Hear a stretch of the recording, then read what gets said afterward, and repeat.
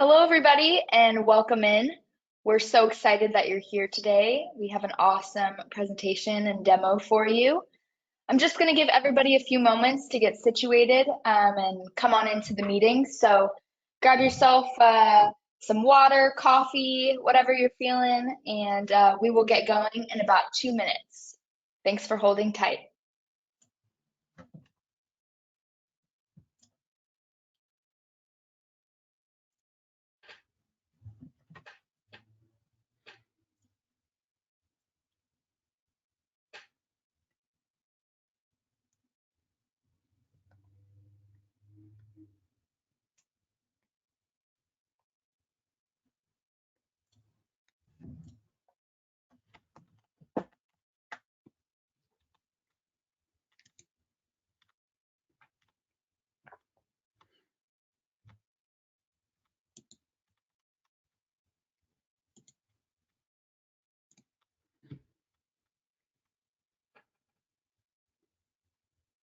If you're just coming into the meeting, we're just going to give everybody about 1 more minute to come on in. Thanks so much.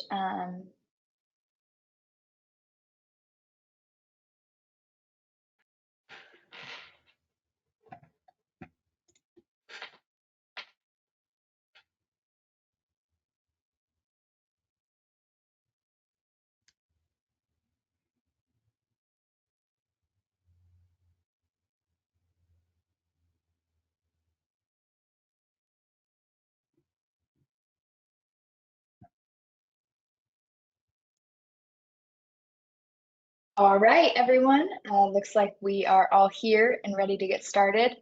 Thank you so much for joining us. We're so excited that you're here. We have an awesome presentation for you on testing your defenses against the top 10 MITRE ATT&CK techniques. And at this point, I will turn it over to our presenters.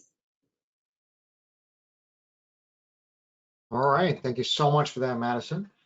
So hang on, let me get my screen shared out here so everybody can see it. Play this guy. And let's go ahead and get started. So my name is Joe Mascimarino. Happy to be presenting for you here today about testing your defenses against the top 10 MITRE ATT&CK techniques. Joining me today is Jackson Wells. I'm going to introduce him in just a second. So just so you know who your speakers are, I am a New York City-based sales engineer, also an academy instructor here at AttackIQ. Have a 18+ year career in technology, most of that being in security, a lot of that being spent in the financial services arena.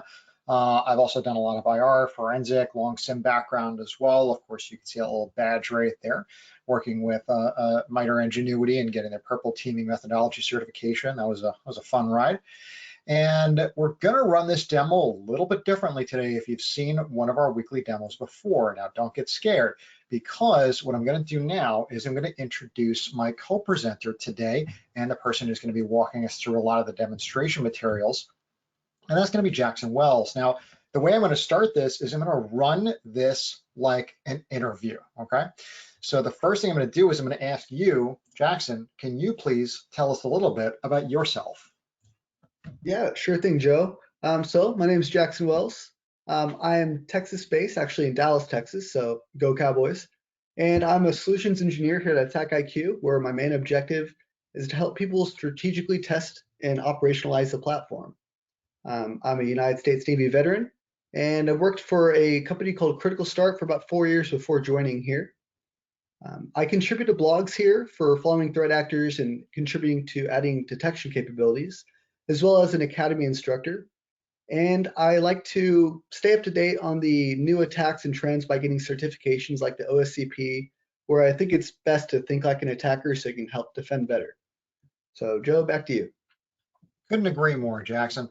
So now what we're gonna do is, first thing is we're gonna talk about the problem. What are we seeing here? What are we here for? What are we trying to solve? And how has AttackIQ solved this before? Where you can go to get started and learn more, and we're going to have a nice little demonstration in there as well. So first thing is, let's talk about the problem, because it's a problem that many of us face in just different ways, shapes, and forms, but it is fairly common. And that's You don't always know whether or not your controls are working. We have some statistics over here on the right-hand side. Really what these statistics are saying is that there are so many of these breaches where there were controls in place, and there were controls in place that could have helped, could have stopped, could have prevented, could have seen these things and allowed security teams to be able to respond better, faster, stronger than they could have otherwise. Even in our own customer base, we had a recent survey of those customers that said at least 25% of their security controls weren't necessarily working the way that they thought that they should have been. Think about that for a moment. What quarter of your security stack could you go without and you'd be fine? We're reminded of what it feels like when your controls are not working by our friend Sisyphus over here. It keeps pushing that boulder up the hill. Now, how do you solve for that, right? You need to figure out the effectiveness of your security program. So you need to start trying to test things. Now, there's a couple of different ways that you can figure that out. Either you can start doing it yourself, or you can let someone else do it. And I think I know which one we'd all like to try to do ourselves. The good thing is that we've solved this problem before, and we continue to do so here at AttackIQ. This is our bread and butter. This is what we do all day long.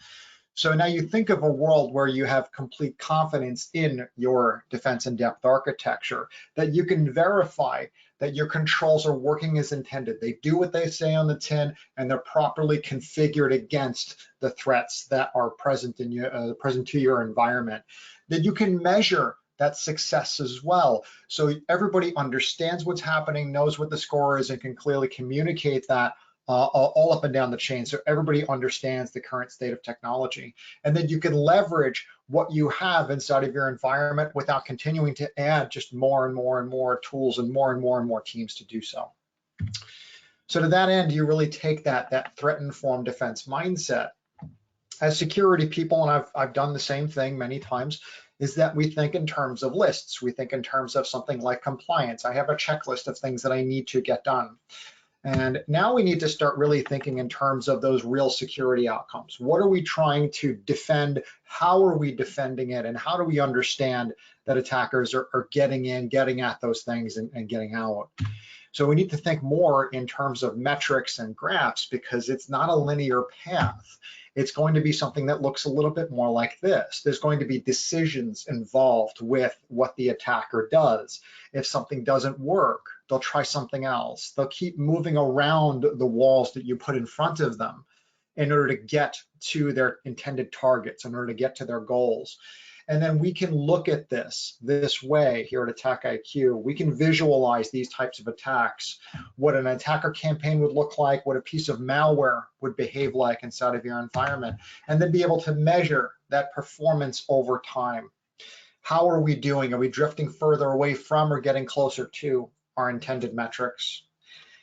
Now, where you can get started, or where you can continue to advance your own state of art and practice, is you look at a common rubric, something like the MITRE ATT&CK framework, that can help you be able to clearly communicate to everyone that's involved in this process, what are the tactics, what are the goals, what are the techniques, the sub-techniques, the ways that these goals are going to be accomplished by the attacker. Everybody speaks that common language, and we're able to get to that next step so much more quickly. There's also a whole lot of research that AttackIQ participates in with the MITRE Ingenuity Center for Threat-Informed Defense. We are a founding member of that organization, and we work with many other organizations to continue solving these really hard problems. And so we fund a lot of these projects that are here. Some of them you see on the screen in front of you, things like attack flows, this top attack technique tool that we're going to be talking about today, which now leads me into my next question for you, Jackson, is can you please give us a brief on the top attack technique tool and who created it? Yeah, sure thing. So first off, this is a tool created by MITRE's Center for Threat-Informed Defense. And their whole purpose was to help people operationalize the attack framework on a more strategic level. I don't know if you remember your first time looking at the framework, or if you ever have, but usually it's pretty daunting at first, and you don't know where to start. This tool has helped make you start at an efficient spot based off your environmental details. Awesome. Thanks for that. And my next question to you, can you tell us a bit more about how you got involved with the project? Yeah, so as I said earlier, I'm a solutions engineer, and my whole objective is to help people operationalize our platform better and test strategically. So more times than not, I see people wanting to test all of the attack framework, and I see them run into mistakes that they're testing techniques that may not be applied to their vertical or something they really shouldn't be putting as much focus as they should on. So when I heard that the Center for Threat Informed Defense was making a tool that helps people use the framework efficiently, I wanted to educate myself on it and learn how to leverage that for our customers and our product. Awesome. Thanks for that. Certainly a noble goal. Can you, for my next question, please describe the value that someone would derive from using the top attack technique tool in conjunction with a platform like AttackIQ? Yeah, so I'll show you here shortly, but essentially what it allows you to do is tailor your environment to filter parameters to where you're seeing scenarios or techniques that apply to your environmental details. So it gives you techniques that you should be worried about first and should be working in your focus on. Now, once you know what you need to worry about, the next goal is how can you test it and how can you utilize those techniques to stress your security controls? That's where you're going to use AttackIQ. And that's where you can actually look for scenarios in our platform that you can use to test those techniques and sub-techniques that you found. That certainly sounds like a really good way of integrating both of those together. So you know what, let's go get at it. What I'll do next is I'll describe what the AttackIQ platform looks like. Let's start putting some of that to pen and paper so everybody has a clear understanding of what this platform looks like. And then we'll have you dive into a demonstration of both of those platforms together and how they work, okay? So the next slide I'm going to show here is the AttackIQ architecture so that everybody has a clear understanding of how does this work. Well, when I talk about this slide, what I usually do is I start right in the center of the screen. This web UI access, this is the machine that you are on this webinar on right now. And what you do is you open up your browser and you go over to your AttackIQ tenancy. We typically deploy in a SaaS tenancy. That's what most of my customers have. And that's what's going to hold all of that content. So Jackson already started mentioning some of that content that we have.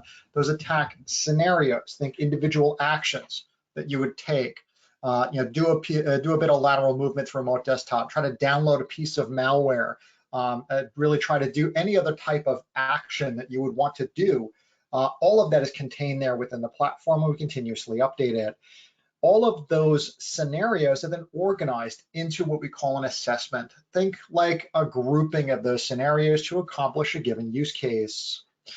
Now, what do you do with that content is you need to execute that somewhere. And that's where the test points, those agents, come into play. Now, that's something that you would deploy inside of your environment somewhere. These are, and I say agent, and I know people immediately start to get a little bit scared because they're like, oh, it's another agent. It is a very lightweight agent. It does not hook into the kernel. It does not provide protective capabilities. All it's doing is once a minute, it checks in with the tenancy and says, hey, do you have any work for me to do? Or do you have any updates? No, okay, I'll be back in a minute. Once there is work to do in the form of those attack scenarios, it downloads everything that it needs at runtime, executes everything, reports back whether or not it was prevented in doing its job, and then it cleans up after itself. So we really do say that these should be deployed on production resources because these scenarios that we have are not going to be doing any overtly malicious actions. So we're not doing any DDoS attacks. We're not detonating any malware inside of your environment, but we are emulating all of those behaviors that would be present when you have an attack or when you have a piece of malware. So you can test your defenses against all of those behaviors that would be exhibited when those malicious things are occurring. Now, the next piece of that is after you get your prevention results, you want to know whether or not your security controls saw those things that were occurring. So your integration manager over here on the left, now we give you a very small OVA, easy to deploy. And what that does is it serves as your proxy to ask your SIM, ask your other security controls directly, did you see all of these attacks that we just ran?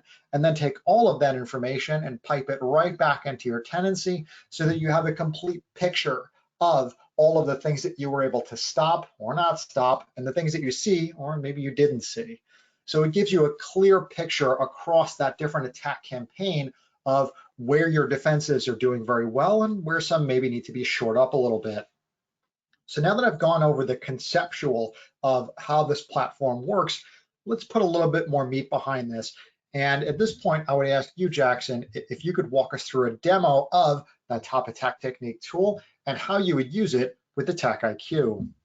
Yeah, I'd love to. Let me go ahead and steal that screen from you. Absolutely, all yours, buddy. Thank you. All right. And here we are. So this is the top attack techniques page created by CTID I was talking about. And you can get to this by going to topattacktechniques.mitreingenuity.org. Now, once you go to this platform, the first thing you're going to be at the home page, which we'll see is titled the Ransomware Top 10 List. Now, although this isn't the main component of this tool, it's still a very important one that we should talk about briefly here. And what we're going to see are 10 techniques found within over 20 different ransomware actors. And what it's going to do is it's going to look at a variety of threat actors that utilize ransomware and find out the most common techniques amongst all of them. And there is a weighting system included that tells this one to be number 1 and this one to be number 2, which we'll cover here shortly. But for now, you can get a glance of what techniques implemented by ransomware actors that you should maybe focus on. So we can drop down any of these here, and we're going to see a brief description of that technique and also a link to the MITRE page on that technique, which you can click on. It'll bring you to MITRE's page for a more verbose description, as well as any procedure examples, as well as mitigations and detections you can implement to start protecting and detecting this activity. So I highly recommend, looking at these techniques and looking at detections and mitigations and making sure you're defended against these ransomware actors. But more importantly is the actual calculator itself. And you can get to that in 2 methods. You can either click on this top 10 calculator or the calculator tab up here. So there's a lot of bells and whistles to this, and I'm going to kind of go over to all these components. I'll start with the filters portion on the left. Now, this allows you to tailor your environment for what you guys have to see which technique should apply to you. So we'll start with the operating systems, and that's pretty cut and dry. It's whatever operating systems you want the techniques to apply to. Maybe you're a Linux and Azure AD shop, or SaaS, or Office 365. For this example, I'm just going to go Windows because that's a majority of people's environments. You also have detection analytics. Now, all the techniques displayed will be weighed against any detections found in the Cyber Analytic Repository, CAR, or Elasticsearch SIEM, Sigma, or Splunk. These are 4 big detection repositories that people use daily to start detecting threats. And then we have CIS security controls, as well as NIST 853 controls. Now, as you may know, these are big compliance measures that allow you to find mitigations for specific techniques. For example, we see here the AC family, or access control, is going to apply any technique that relates to the access control family. So it gives you granularity to show what you want to focus on technique-wise. For this example, we're just going to keep it simple and just go over Windows as the operating system as our only filtering component. Now, before I generate results, I do want to go over this monitoring component section here. We'll notice that there's 5 components. There's network, process, file, cloud, and hardware monitoring components. Now, the point of this section is for you to evaluate your structure on that specific component. For example, network. You may want to look at your firewalls, your content filters, and your proxies and ask yourself, do we have good technologies in place? Do we have all of our devices and good policies? And are they proven to get good detections and high fidelity alerts? If the answer is yes to that, you might want to choose high for your monitoring components detection for network. What this will do is when you generate results, all the techniques displayed will be more so focused on process, file, cloud, and hardware, being that they're very low protected. And at the bottom of the list will be techniques that relate to network because you're banking on you already have good protections there. So we'll keep this as the filter criteria and we'll go ahead and generate results. Now, right away, you're going to see 10 techniques pop up in order of importance with some information on the right we'll cover here shortly. But a question that I get often from people is, well, why is number 3 scheduled tasks higher than number 6 MITRE defenses? Or why is the order what it is in general? We know that it applies to our filter criteria, but how does it put it in this order? Well, there's 3 weighting components that go into play to choose the order of these techniques. Those are availability, prevalence, and choke point. So for instance, availability is how often a technique is seen by detection mechanisms such as CAR, Elastic, Sigma, or Splunk, and how many mitigations it's been seen in for any of the compliance rules. If it has a lot of mitigations and a lot of detections available, it's going to have a high availability score. With that, there's also prevalence. And what prevalence is measuring is how often this technique is seen in threat actors' campaigns. So if it's a technique that's only seen in one rare threat actor, it's going to have a low prevalence score, versus if it's seen in a lot of different threat actors' campaigns, it's going to have a high prevalence score. And lastly, there's choke point, which is really a way to measure on how effective implementing mitigations for that technique will apply to other attacks. What I mean by that is if you look at command and scripting interpreter, we know that it has high availability, meaning there's a lot of detections and mitigations. We know that it's prevalent in a lot of threat actors. And with a high choke point value, we know that if we were to mitigate this technique, then we have a lot of other techniques that would fail to occur due to this being mitigated. So we can see that if we're to put our focus on these techniques and do exercises to make sure we're defended against these, we're getting the most bang for our buck and our time resource. So looking at every technique here, we can see a right panel that pops up, which gives the technique description, as well as any sub-techniques that apply to that technique. And this is really important because this is how the technique is carried out. For example, there's PowerShell for command and scripting interpreter. You may be curious on what exactly this sub-technique is doing to accomplish that technique. It gives you a description as well as some mitigations and detections you can deploy to defend against this specific sub-technique, resulting in less of this technique occurring. And you can scroll down and actually past the sub-techniques portion, you can see mitigations and detections for the overall technique itself, which is a little bit higher level, but still important to look into. So at this point, as a security practitioner, you have a lot to work with. You're looking at these and you may say, well, number 10, I know I'm protected against this one. I don't care about it. You can exit out and right away you'll see a new number 10 pop in with the highest weighting score that we spoke on. So once you have this configured to a point where you think it's most applicable to your environment and threat actors that attack your environment, your next step is saying, well, what do I do next? How do I test this? You know what to test, but how you can test it is by using AttackIQ platform. So we'll go ahead and pivot over to AttackIQ, and we'll look at our scenario library here. And we have 2 ways to look at our scenarios. One is in our scenario list format, as well as MITRE ATT&CK. And we'll be showing this as it applies to the MITRE top 10. So if we go back to the top 10 techniques, we see that command and scripting interpreters at top, and let's say we really care about people utilizing PowerShell to accomplish this technique.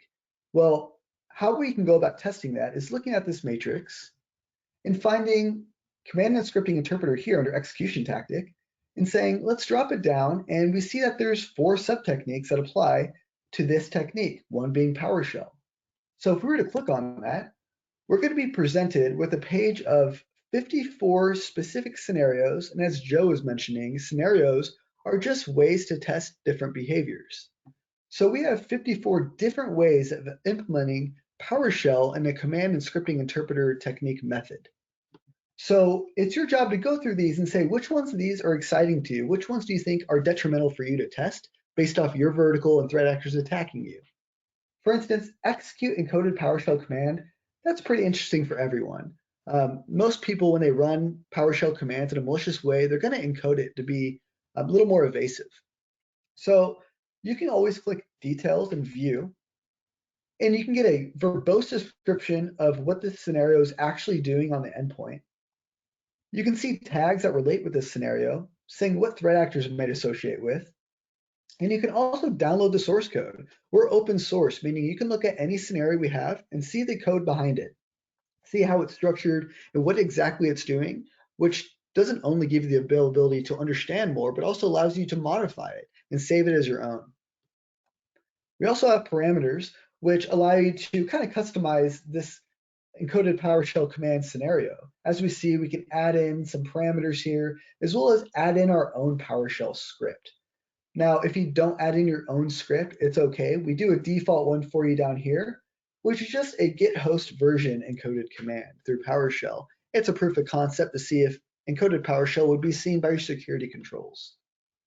So once you've done this exercise and found scenarios that apply to you based off your findings in this top 10 calculator, your next step is to say, well, I want to start testing it. And the way to test these is by making an assessment. And we can see here, I have a demo assessment created, and we have a test with 10 scenarios within it. And we also have selected assets.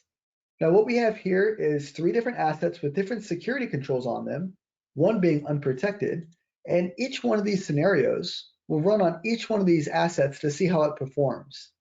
If you want to look at these scenarios, you can go ahead and go to Manage Scenarios here, and we can see all the ones that I've chosen. We see Execute Encoded PowerShell that we spoke on, but also Disable System Firewall. We can see that relates, if you look at the title there, and you go back to our calculator, well, we can see number 6 technique is Impair Defenses. And if you look at Impair Defenses, we also have a sub-technique of disabling or modifying system firewalls. So this scenario that we have chosen here is a perfect representation of how to test that sub-technique and technique. Now, once you have these all configured, you can do so by clicking the ready icon here, and it adds some configurations. In this case, this one doesn't need configurations, but as we saw earlier, PowerShell could take some if you'd like. Now, once you have that all set up, you can go ahead and start testing by going to On Demand and Run Now. And that will kick off all these scenarios on each one of those selected assets. And for demonstration purposes, I've already ran this, so we can go to Results, Summary, and we can see a very verbose high-level view of how these scenarios did in your environment. Now, if we scroll down here, we're going to see each scenario 3 times. That's because it's running once on each asset. Now you can look through these and make an evaluation and say, well, it looks like here, the top one, for example, it was not prevented and not detected for encoded PowerShell. You may know that this is an asset that's crucial to your environment. Maybe it's one of your crown jewels that you know needs to stay up and running, and it's a highly confidential device. You probably say this is unacceptable risk. And if that's the case, you want to find out how you can get this into a prevented and detected status. So by doing that, you can actually click into any one of these scenarios, and you're going to get information on what was ran, how it was ran, etc. So looking here, we have activity details you can drop down, and it'll show you a little bit more verbosely of what was ran on that endpoint. We can see that it was able to fully execute the base64 encoded command, and we can see some of the script output as well. Now, if you remember, it's getting information, and we see that being issued here, and being that it was able to do so, it's accurate and not being prevented. Now, additionally, you can look at mitigation recommendations, which is really important, especially if you're trying to get prevented and detected. Being that this was the top technique in the top 10, we can assume it has a high availability score, meaning there's going to be a lot of mitigations in place that you can look into and implement in your security controls, and we list a lot of those out for you. We also have a detection details portion, and as Joe was mentioning earlier, after the scenario is run, it's going to look at your integrations for your EDR tools, your antivirus tools, network tools, and it looks through the logs and says, were there any detections for this activity? And in this case, if you scroll up to the top, it says not detected, and that's reflected here by all the security tools it queried shows as not detected. Now, if there were a detection, you can drop it down and it will show you the details from that security control on the detection. And lastly, there is an observables portion. Now, this shows you some of the artifacts that were actually ran in this specific scenario. So here we see that PowerShell ran this specific encoded command. And as we know, this encoded command was the default one we saw earlier. But if you were to add your own custom PowerShell script, this would be a different artifact with a different encoded portion. And we can see a little bit more metadata down here just for information. So with that being said, I knew I'd throw a lot of information at you guys, If you have questions, please let me or Joe know. But in the meantime, I'll go ahead and pass this back to Joe. All right, thanks for that, Jackson. And okay, let me get my screen back up here. So now where do you go to learn more? Because you've just seen a whole lot of stuff and you're like, well, that's great. Now I also want to try to learn a little bit more, maybe even do a little bit more. So let's take that into action here. One of the things that you can do right after you get out of here today, or if you've done it already, fantastic, welcome. We absolutely love that you're all here. Is the AttackIQ Academy. And this is one of the ways that we give back to the community, and that we provide this online high quality instructor-led training free of charge to the entire industry and really to the entire world. So you can see on this map here, we have over 34,000 students worldwide that have all registered for the AttackIQ Academy. And what do we provide? But we provide training not only in AttackIQ, but in different concepts of information security. Some of the things that we've talked about: threat-informed defense, MITRE ATT&CK, being able to do gap analysis with those assessment designs, whether it's with us or anything else that you're looking at.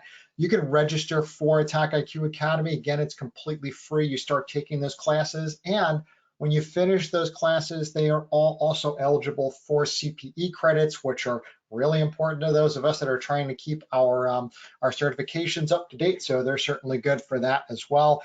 And there's a course, I don't see it here, but oh, look, there it is. There's another course that Jackson teaches right here for those top attack techniques. So definitely take that. It's another way you can take that same concept that you were just looking at here today that we were demoing for you and put it into practice yourself.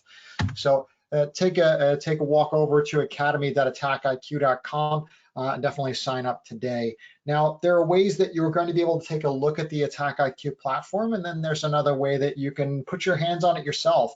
So even if you're not going through the complete process right now of going through a full-fledged POC with us, you can give it a shot for yourself. We have a free 14-day trial. You can go over to our website, take a look at the 14-day trial. You can start working with it completely on us. There's an agent there. You deploy that agent, you start running some of these attack scenarios. We have a couple of guided workflows for you on what you can test and how you can test it and see those results for yourself.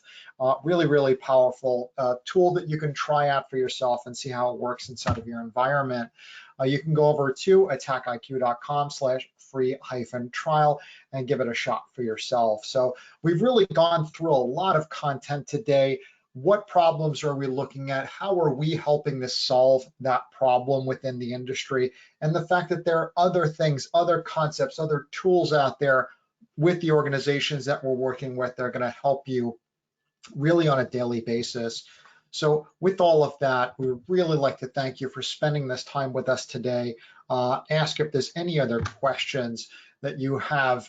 Madison, I don't know if we've had any come through on the chat, but of course, you can reach out to myself and Jackson as well if you have any additional questions.